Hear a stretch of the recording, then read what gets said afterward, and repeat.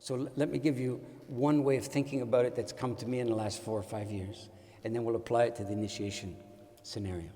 So as some of you may know, I worked in the death trade for a long time. And you can learn a few things, but it's not a given that you will. I was lucky enough to be seriously leaned upon during that time. And it was during my time there that in Canada, the initial stirrings of the legalization of euthanasia began in earnest.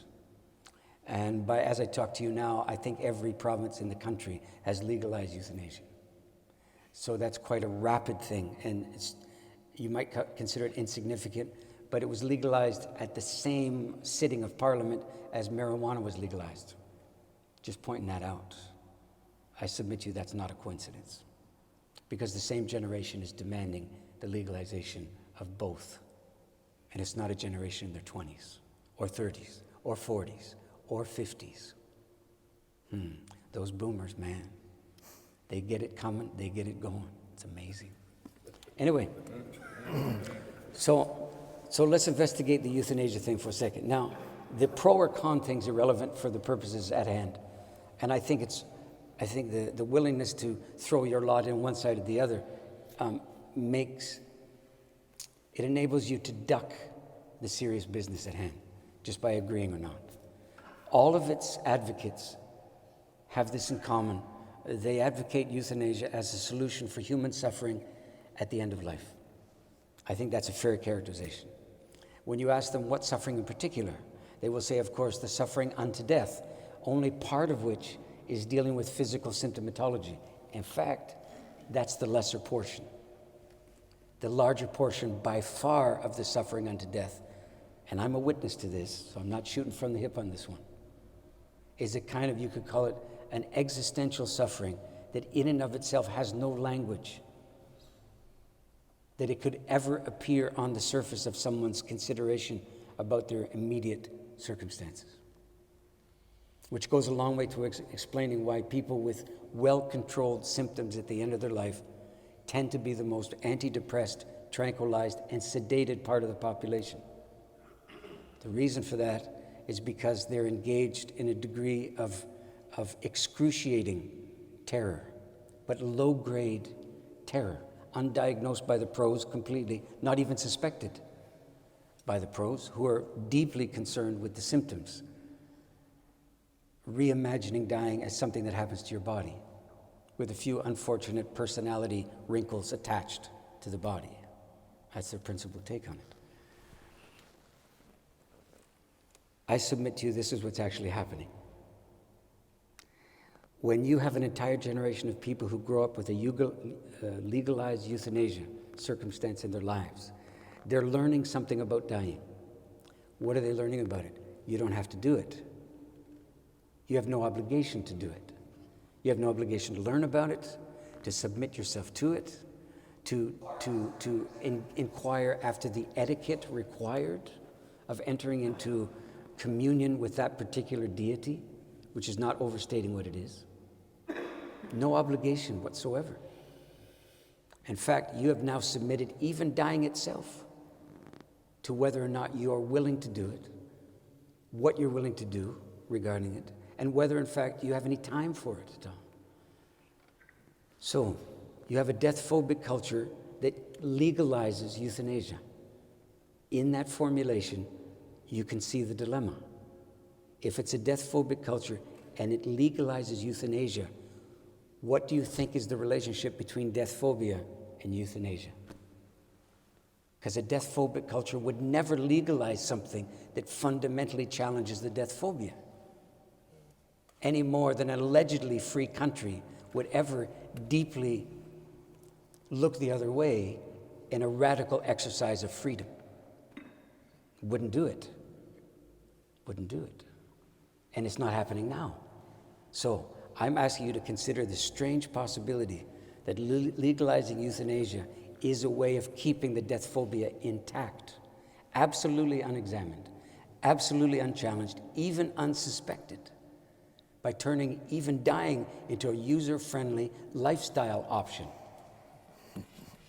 which is what it will quickly become within a generation. And the death phobia will remain absolutely present, absolutely accounted for, with enormous consequence. I think one of the fundamental dilemmas you have is when the instinct for rites of passage begins to crest, as it would appear to be doing. I don't know if we're the earliest, but anyway, as it appears to be doing.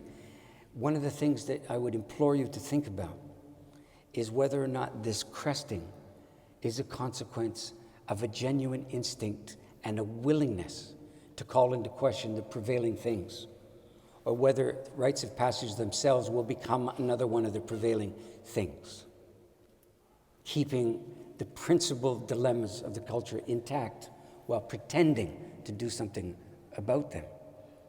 You know?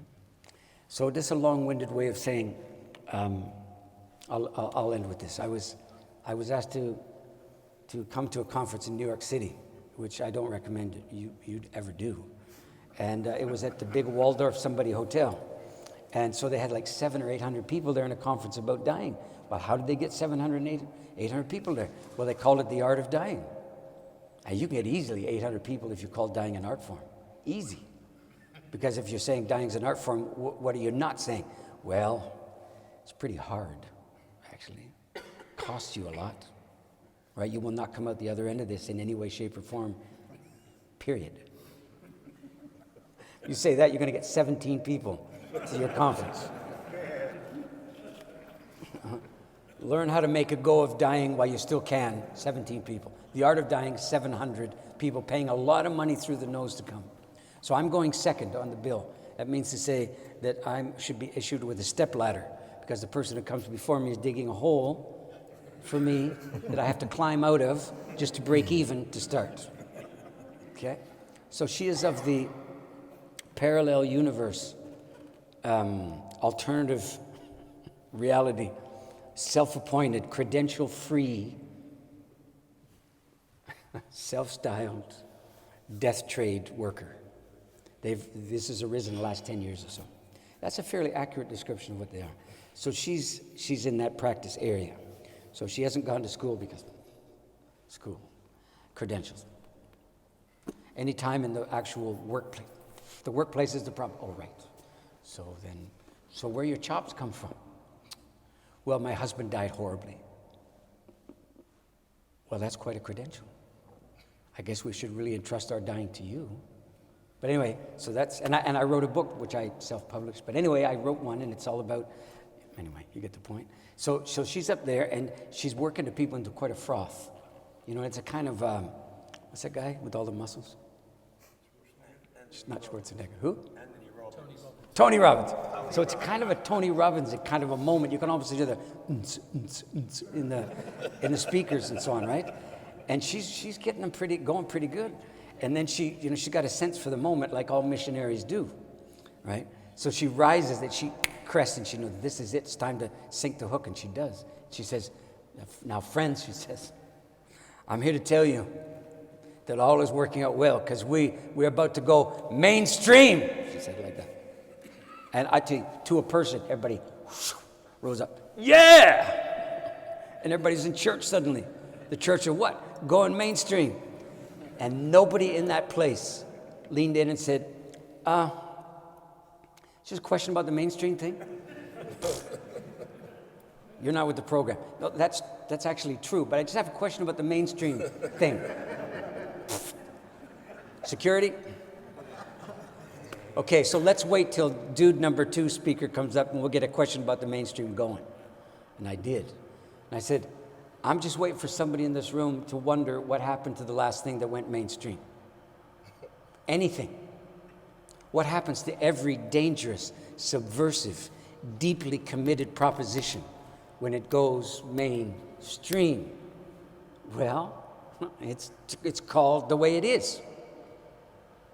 And the amazing thing about the flabby democracies that most of us are children of here is the immense capacity that a consumer culture has to absorb any challenge to it.